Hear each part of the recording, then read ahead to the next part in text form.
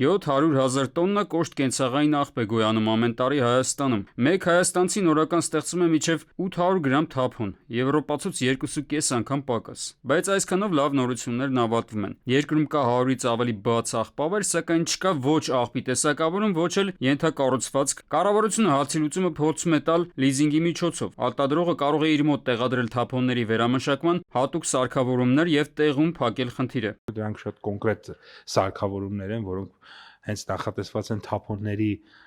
երկրորդային հումքի վերամշակման համար, ու ենթադրենք արտադրողը իր մոտ նաև դնում է թափոնի վերամշակման սարքավորում, հա։ Եթե մենք ընտրում ենք այն մոդելը, որ թափոնների վերամշակումը լոկալիզացնում ենք,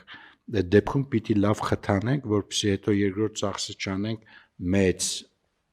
բանի վրա, այդ ուտիլիզացիայի վրա։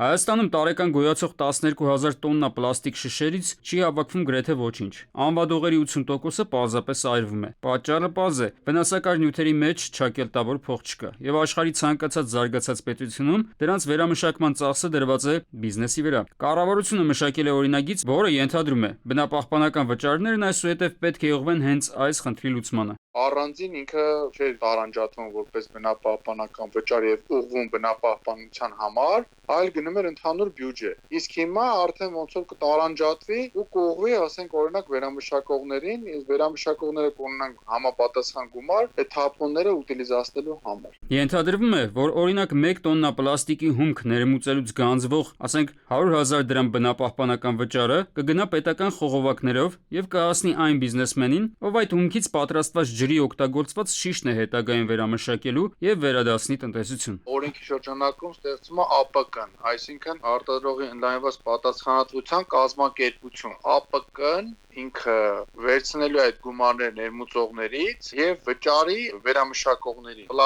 Տարբեր պլաստիկի տեսակներ, անվադողեր, յուղեր, յուղոթի ֆիլտրներ, իրանց վերամշակումը որպես այդպիսի շահութաբեր չի։ Այս փոփոխությունների արդյունքում նախկինում գոյացած աղբի խնդիրը չի լուծվի, բայց սա հնարավորություն կտա նոր աղբավայրերի ստեղծումը կասեցնել, աղբահանությունն ու դրա հետագա վերամշակումը տեղափոխել քաղաքակիրթ ռելսերի վրա։ Արմեն Աթալյան, ժամը լրատվական։